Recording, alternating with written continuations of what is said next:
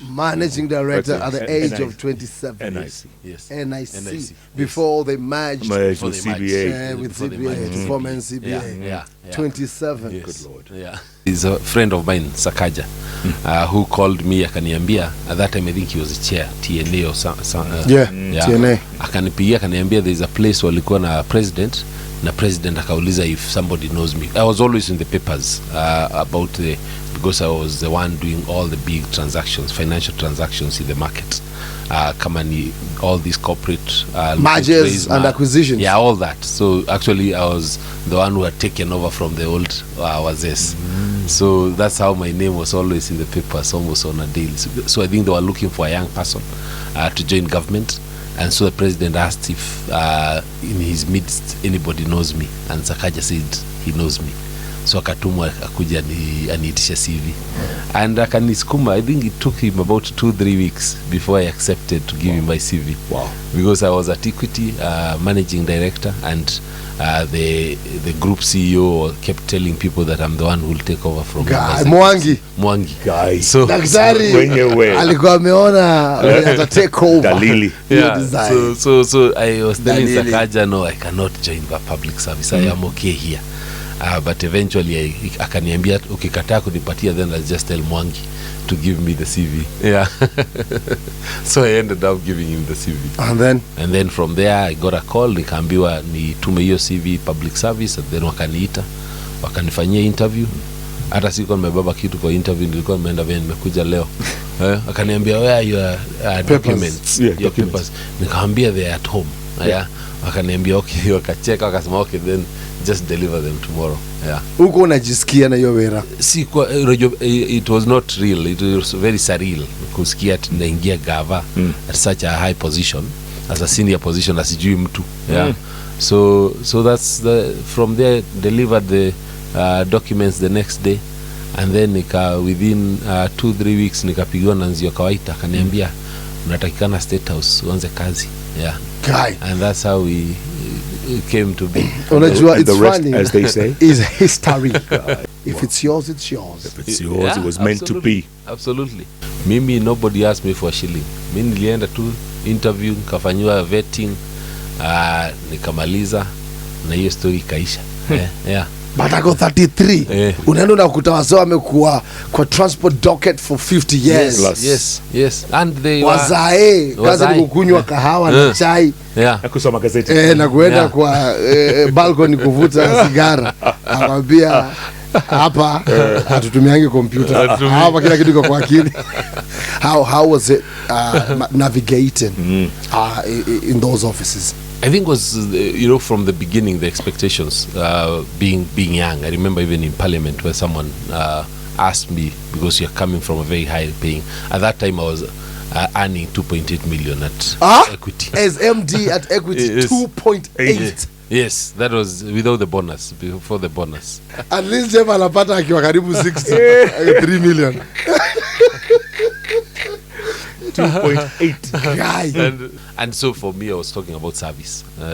So from there everybody now just you're looking at how public service then works. You've come here, you're very new, you come to the office, everybody has been there, especially the bureaucrats. They've been there for 30 plus years. And to them, they have seen as many PSs as the years have been. They've seen as many CSs. So they can essentially frustrate you. And make life difficult. Difficult. And not even by doing anything disrespectfully. They'll just come and say, there's this that you have brought for us to pass it. There's a sessional paper that was passed in 1969. It has never been revoked. So we need to write to the AG to revoke it. So whatever you are trying to do, you're now thinking, we need to write to the AG to revoke something from 1970. Yes. So you're like, okay, so what's the plan B? Yeah. Then they give you the next plan, which is what they always intended to be done. Yeah. So it's not easy. You have to navigate, you have to understand, you have to consult. That time at least we had good person called Mr. Kirogo, the late.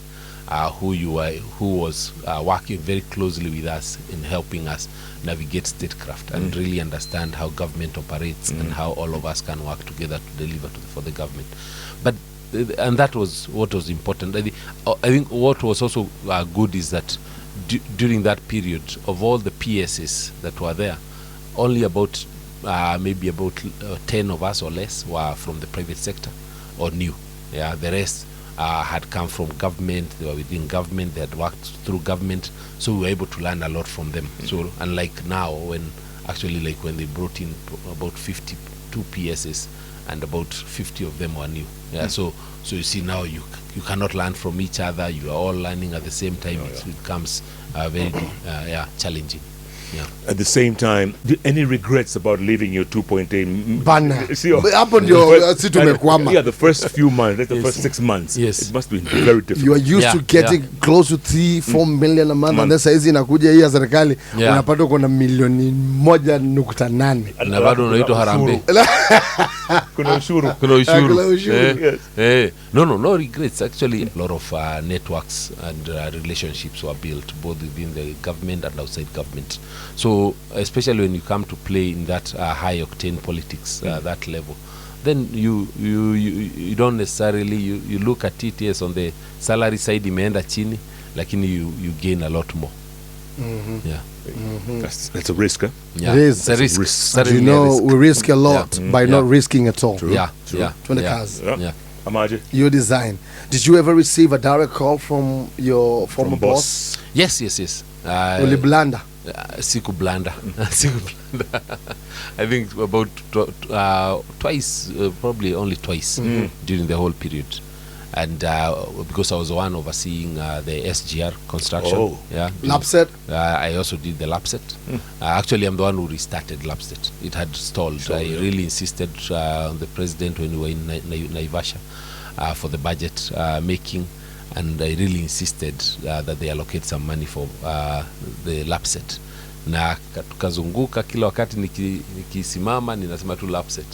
Mpaka akasema hiyo committee yetu tutatafutie 10 billion. That's actually what restarted LAPSSET. Unfortunately, ilikuwa imeshakoma. But sometimes, you go there. I was there last year, and I wondered why we even did that. We asked for that money because eventually they actually asked for a lot more. I think they spent almost 100 billion on it, and it's a white elephant. Is it? It's not operational. It's not operational. It's not operational for many reasons, but mostly it's just our own mess ups as a government. So LAPSSET is not functioning as we speak. No, it's not. It's just 3 birds done. But you go there. There's one time I went, I found a ship that had docked there, and it had 1 goat inside. And I was asking these guys, India cargo, one goat. So nikauliza, what are you eating for? They were like, we've been here for 2 weeks. We had been promised by some people they are bringing us goats to take to Oman, and we only have 1 here. But the infrastructure, is it set? Infrastructure is set. Yeah, the at least the birds are set. The roads leading out are set. Okay, partly. But so business activities ndio hakuna? No activity. But what was the initial plan for LAPSSET? Because it was the Lamu, Sijui port, all the way to transport, whatever. All the way to Juba, South Sudan, and Ethiopia. And you see, for it was really about opening up the northern corridor. So the doing the road from Lamu to Gasen, Isiolo, Garissa, Isiolo. Was critical. I think there is a road that was to be funded by DBSA, Development Bank of South Africa, which was never done. Then there was a connection to Gasen into Malindi. That one was done. But over and above that, I think the main issue was that we moved too slowly, in particular for Ethiopia, because we were to be the main port for Ethiopia, in particular for the southern part. And when we moved too slowly, and even with the support of IGAD, because IGAD had given us a lot of money to try to fast track, Ethiopia went in and partnered with Somalia, the port of Hadessa, and essentially then from there they went to Djibouti, cut a deal with Djibouti, Dubai port went to manage both ports. So essentially Ethiopia never needed us, for the port of Mombasa. We were too slow.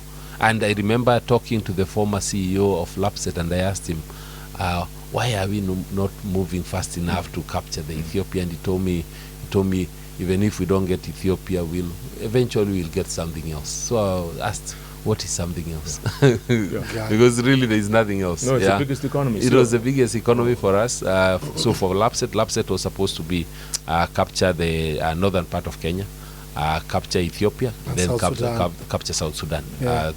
Because then the SGR was capturing South Sudan through Uganda, Jinja, Nokodok. But now this other one was actually through the Kenyan side. So we didn't focus on that. We didn't look at the infrastructure. And yet all these countries were signatories to the LAPSSET when Kibaki launched it. So it's us as a government that moves slowly on it, and we did, even with the 100 billion that we put down.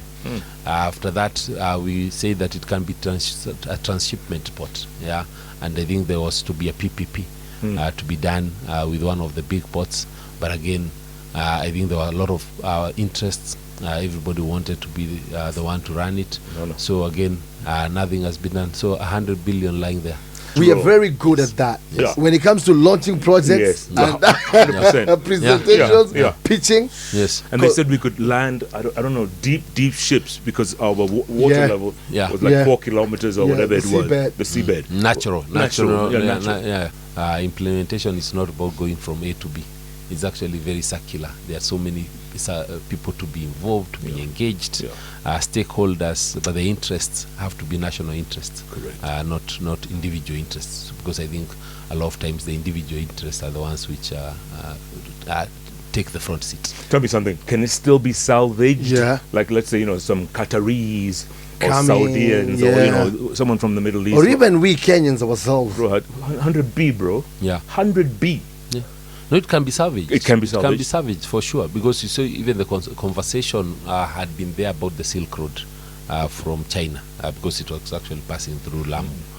So that was one of the ways. There was a conversation with the Dubai port also operating it. There was conversation from the port of South Africa, them operating it as a transshipment, because you can bring in a lot of big ships. Then they come, they bring everything there. Then you have small ships that are taking things to all over. So can be a transshipment hub. So all those options are there. But every time a tender is put out, actually it's been cancelled, I think, once or twice or thrice. Because there are always interests. Tenders in wenyewe. Zara. The question is, can't we as a country ever do anything? Must we rely on other nations? Hatuna uwezo. KPA iwezi kafanya hii mambo. Inaweza. I was just looking at the newspaper today. All the things that are being cancelled. Iko pale, all these sugar companies, they want to be cancelled. The Bomas tender wants to be cancelled. These constructions in Langata want to be cancelled. JKIA. And why? It's procedures. All the things have been done and procedurally because of personal interests. Tunavunja sheria for personal interest. So the problem is and the problem is the people who are breaking them for personal interest already have so much. They can never have enough. So it's not like a small guy when anavunja sheria. They already have so much. So I think until the people right at the top can change the tone, because the tone at the top has to change. It has to be about a Kenya that it goes beyond today and tomorrow. Tell me something. SGR, you said you were part of it, right? Yes. Can you classify it as a success, or it's been challenging the last 2, 3, 5 years? I don't know how long since it was launched. Has it even ever broken even? No. It was a success until Nairobi. Which was phase 1. Then the phase 2A was from Nairobi to Naivasha. And the phase 2A, and actually that was the subject of the call that the president had made to me was because I kept telling him every time we meet, I'm telling him phase 2A makes no sense. We spent 120 billion on phase 2A, but it was the justification for the spending was that we are going to put up an industrial park in Naivasha. That was the only justification. The industrial park then was to bring down the cost of the finished goods. Our cost of logistics on finished goods is about 35-40%, while it's about 4% in developed countries because of inefficient distribution locally, and that is what also makes export markets things that we export too expensive. But if we had an industrial park that then creates jobs, creates businesses, and Naivasha was going to make sense because then there's direct access to cheap power, that is geothermal. So the problem came when now we needed to acquire the land, because then there are some people who are interested in acquiring the land for us, and every time I was being told, talk to this person. When I go talk to them, they're telling me, okay, just wait a bit. There's some 10,000 acres I have found with some Maasais. There was actually even no road to take people from that Dukamoja to any tarmac. It came to be built much later. So the termination point did not make any sense for you to spend that much money, especially to spend the money that you start paying interest on, because there is no value. So up to Nairobi, I can say that it was a success, but it was a success for the construction, not implementation. Implementation has also not been successful because you find that the break-even that we had worked out was 48% of capacity being utilized. But even up to now, I think it's about 16% of utilization. That's why you still see a lot of trucks on the roads. And that's why I've been saying there is no point of building a dual carriageway to Mombasa if you're not still using the SGR that we've already paid, and we are paying interest on that money. Put up the right policies, get the trucks off the roads, put the trucks on the train, and it will only be on the train if it's cheap and makes economic sense for people. But today is more expensive to move things on SGR than on the road, so it does not make any sense. And then if you speak to economists, they'll tell you there is no way on how you can break even on a railway infrastructure if you're only ferrying passengers. No, you can't. You have to move cargo. Passenger is just it's an added, it's a feel good that you can move passengers in 4 hours to Mombasa. But you have to move cargo, you have to move the trucks, but you cannot force people, because they can use the alternative. So you have to come up with policies that actually make sense. And by the way, this dual carriageway is still going ahead, huh? It is. The Americans are in it. And you know, it's about $1 billion a kilometer. $1 billion shillings. So it's going to be 400 billion. There you go. But it doesn't make sense. But I know the people who are looking for it again are very high up in the system. So they're still the same ones. Yes, let me ask you, do you think there's any project that we ever do as a country that is actually intended for the public good, or is it always fueled by personal interests? I haven't seen any. In the recent past, I haven't seen. Of course, Thika Road, people will say it was. The extension of Thika to Marwa, I would say it is. The Nairobi Mau Summit is a public good. It's a good project, but you saw what happened. So as soon as this new administration came in, they first cancelled the tender that had already been awarded to the French government, and you remember President Uhuru was in France and negotiated the funding for it. So they came, they cancelled it, and now they've awarded some Chinese company of their interest. So yes, it's a good project. It's a necessary project, but driven by personal interests. What about Nairobi Expressway? Nairobi Expressway, I think certainly it was started during our time. I remember I had put in a bit of brakes on it because I insisted that the need for us to put a BRT or massive or MRT system within that project. And AFDB, African Development Bank, considered that option, but when I moved to planning, it proceeded very quickly without my inclusions. But I guess it's there. I think it's a good project. It's helped ease traffic. The rest I don't know. Everything else I hear is stories of who owns what. That's the thing. Personally, I think expressway is good when it comes to JKIA. Yes. Yeah. So it serves, right? It serves, But yes. I think Yeah. it was in terms of costing. Yes. It was a bit inflated. Yes, it's a PPP, but it still had traffic guarantees, such that if you do not hit certain traffic levels, then your treasury has to pay.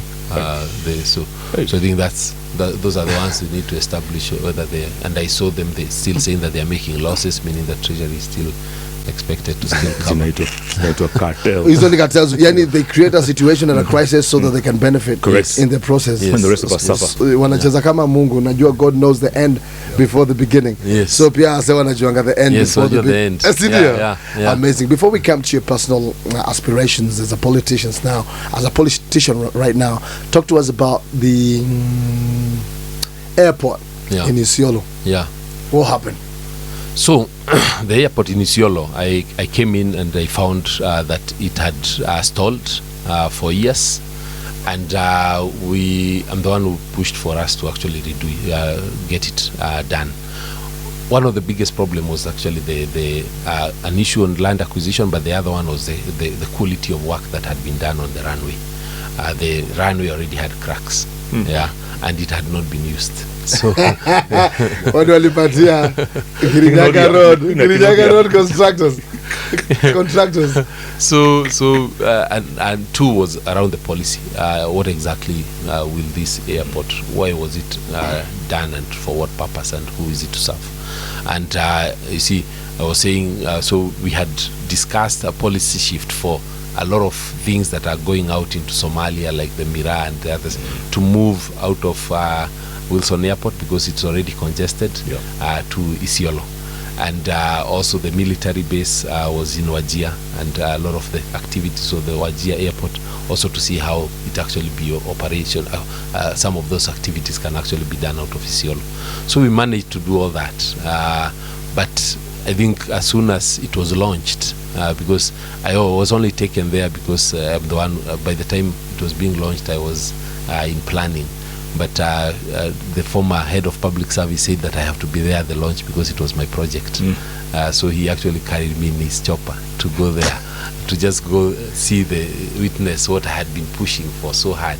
But the problem is, as soon as, as long as there's no policy around utilization, and the issues of the runway had not been addressed fully, because there needed to be some new technology that was to be used. The soil was a black cotton soil, and they had done the runways as though they were just doing a kienyeji building. So until that was to be fully addressed through allocation of funds, then it was not going to be operational, and I think that's the problem even after. All right, switching gears from the UK to the US. From banking sector to public service. So you decided now you're determined to run for a position in the next election.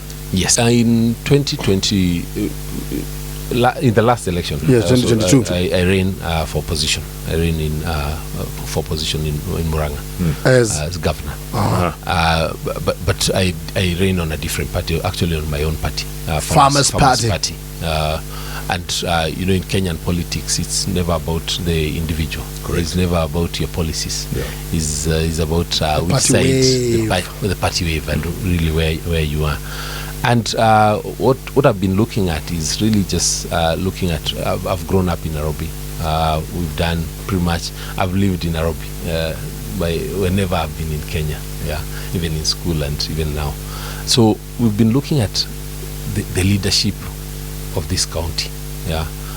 We've not established we'll run for this position or that position, but we feel that Nairobi needs to be run a bit differently. We cannot aspire for Nairobi to be one of the top global cities, and yet we run it like how we'd run some village in Muranga. It has to be run like our challenges today in Nairobi. Your daytime traffic is about 8.5 million people. Night time you have about 4 million people who still stay and live and sleep in Nairobi, meaning that in terms of GDP contribution, direct contribution to GDP is over 25%, just from Nairobi alone, and is a seat of government. But when you move around, there are issues of drainage, there are issues of street lighting. At night it's dark. It's supposed to be a 24-hour economy, and even the people with the oldest profession cannot even stay out at night because it's unsafe, it's dark. Correct. You know which the oldest profession is? Koinange Street. It's my street. Guys, your grandmother was very creative, economically speaking, very creative. So you want to run for governor? Yeah, I won't run for position in the city. Yeah, in the next election. Of course, there's a bit of time for us to be able to engage with the people, engage with the parties, engage with the principals, and at the end of the day, come to a because it's not about an individual. It's not really about what I want on my own. It's what we can all conclusively come up with and say, this is a team that can actually run this city. I haven't heard you clearly say what you're running for. You're saying a position in the city. Yes. There are many positions in the city. There are many positions. There are only 3 positions that are in the city. The others are within the city. So there's governor, there's senator, there's women rep. Unfortunately, I don't think there's enough time for me to have a proper sex change between now and then. So you're kando. So of these other 2 is where we will decide with time. Either senator or governor. Whoever runs Nairobi has to work very closely with the national government, because you cannot, the issues around Nairobi, a lot of them are not devolved. If you're talking about the roads, if you're talking about water, if you're talking even about the lighting, garbage is all county, but it's so much that you have to work closely with the national government. If it's about the doing business, there's a Nairobi, the business people in Nairobi, but there are also international businesses in Nairobi. You have your UN, you have your embassies. So there's a lot that as a county has to work very closely with the national government, and that's why even as you work towards yes, we will be going in as this from this direction, this because I'm with the opposition side. That is clear. With the opposition. I'm with the opposition side. With the Wamunyoro team. The last time Governor Dimples was here. Yes. And he was speaking just like you before the election. I want to change Nairobi. We're going to do this, that, the other. That's the problem. 2 years later, nothing. Shida. That's the problem of working within the system. When you think that you're going to change the system, it's a system that eventually changes you. But somebody has to show you the track record of what they've done before. And if they have not had a track record of delivery and success, like I was chairman of KEMSA, and I transformed KEMSA, and it's out there, everybody knows. Before COVID ama during COVID? After COVID. Ni amkukula ile pesa ilipotea? Sisi hatukukula. Hata sasa mimi watu wamekuwa kiniitafuta niende Harambee, naambia lakini si kuiba. Just Google me. Wanatafuta, wamekuwa kiitisha grok information every day. The Nyakera still at KEMSA inasema no. Sasa kaa grok inasema si kuiba. Sasa nani atasema nimeiba? So we'll end up post-COVID. Post-COVID. And we really transformed the place. And you see, that's what I'm saying. It's really about the track record. If somebody can come and say, I have never done anything, I do not own a business. I own businesses. I'm a business person. I understand the pains and struggles of business people. I've grown up in my mom was a hawker. I remember once she was brought, I was at Starehe. And at Starehe, they used when these trucks, the city council used to go collect things from hawkers, like hizo machungwa nini, they used to be brought to Starehe, then but the people who have also been arrested are also brought with them so that they can come and wazitoe kwa gari. So one day ulikutana na madha pia ameshikwa. Ndio huyo anakuja anatoa vitu kwa lori anazimwaga hapo hivyo. So she was a hawker. So I understand those things because I've been part of it. So would want to do something that actually makes it different for people. So because today when we talk about the leadership, yes, Kidero was not necessarily the best, but he didn't do everything, but he is the best so far because he came in as a professional, having just worked in private sector with an intention to actually change things. Of course, he was the first term governor, so he didn't find the systems that would allow him to have delivered.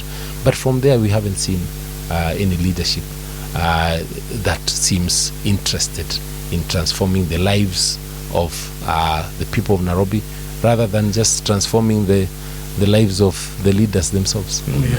So that has to change.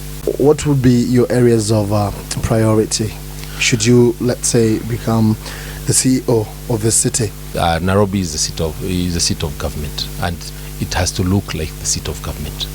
We've been to all these other cities. We've been to the New York, to London, to Singapore, all these other places.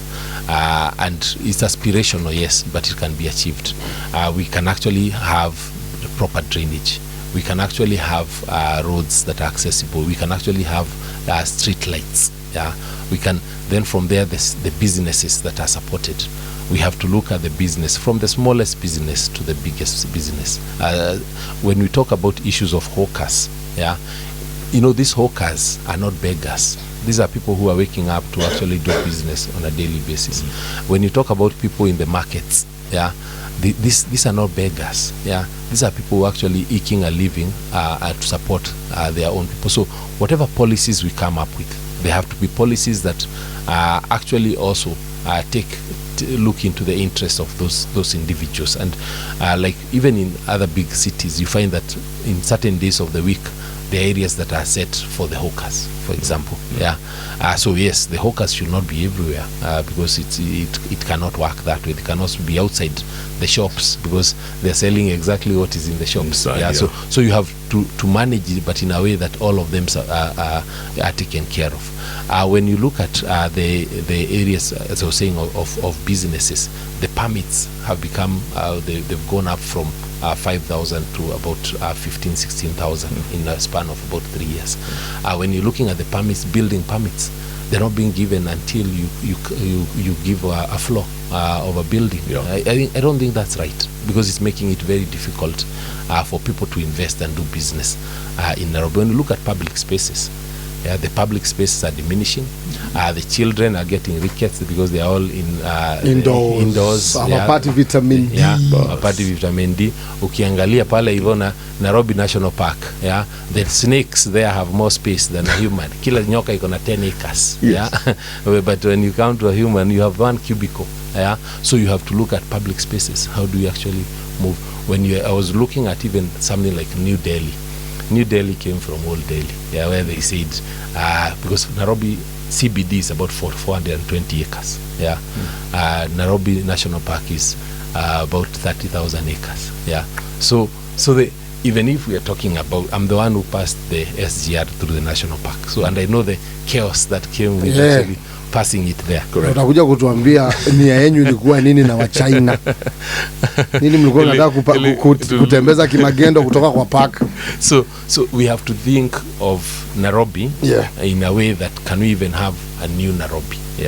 And you see these ideas that have to be brought in to start from somewhere. So but essentially it's also about the dignity of the people. We have a lot of slums in Nairobi. One of the issues that is currently raging is the issue of Nairobi River and how they're moving people from the initially they had 30 meters from the river is riparian. Now they've added it to 60. You can imagine for a house that's only 3 meters wide, 60 meters, you remove 20 houses on that length. Just by doing that. When you go to London and other places, the land that is most expensive is right next to the river. And that's where the buildings are. So you have to think of the livelihood of these people, the dignity. Issues of water. You have so much water at the Muthaiga Golf Club, where I'm a member. There's so much water, but in the neighborhood, the slums there, they have no water. So we have to at least bring in a bit of equity, in the city. So planning has to be done right. Institutions are there to work. So a leader is not about what you do alone.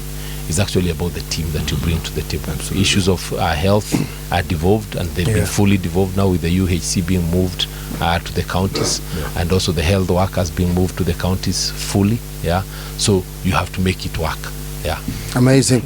Someone wants to ask you, Yeah. your biggest strength. yeah. What would it be? I think just being a team leader. I think that's the biggest, because I listen and I work with people I accept people from wherever they are. We are all different. The people with different strengths, different weaknesses, and then we see how we all work together, because there is nobody who can actually do this job alone. And if your aspirations hit a snag, are you going to What go then? back? Oh, yeah. What What's then? going to be your next move? As I said, it's about team efforts. I can still play a role in building this Nairobi, building this Kenya, Without even if being at it's the forefront. without being at the forefront. Amazing. Yeah. Tell me something before we let you go. This SGR second phase, does it work at all? The second phase, The one that goes through To Suswa, in the Ranga Suswa. Rungong Hills, right? Yes. yes. To Suso, it doesn't. It doesn't. So it will only work when now it's completed to Kisumu. There is and my argument, I made an argument even to the president then, and I made it the other day, and people said I'm being saying that the Western Kenya should not develop, but we had actually put a proposal, that the SGR gets to Kisumu. Then we put up a big pot, which was about $140 million, which is about 20B pot. That, and Uganda on the other side in Kampala, they put up another pot, and then those two are to be funded by the Chinese. And then instead of moving goods from Kisumu to the border, we actually now move them by sea. Instead of the going lake. all the way Yes, to yes. Busia border Because the and Busia Malaba, border, it was costing $1.3 billion, which is, I've seen they've worked it out to 123 billion shillings. But there's no value to us, because the train, you do not make money when the train is moving. Right. You only make money when it stops. And if it stops in Kisumu, you actually end up creating a big port similar to the one in Mombasa. Create jobs, create industries. We had allocated about 1,000 acres there for another industrial park. So meaning that now Kisumu becomes a city, Right. a port city. Proper. If we continue with what the government is saying, that we do Kisumu and then Busia and then to Uganda, and even then I had said that then Uganda government needs to pay for it from Kisumu to the border, because it adds no value to us as a country, because we can build our economy better by actually ensuring that Kisumu is a big port with big activities and a lot of inactivities. Irungu, Nyakera, we're going to keep an eye on you.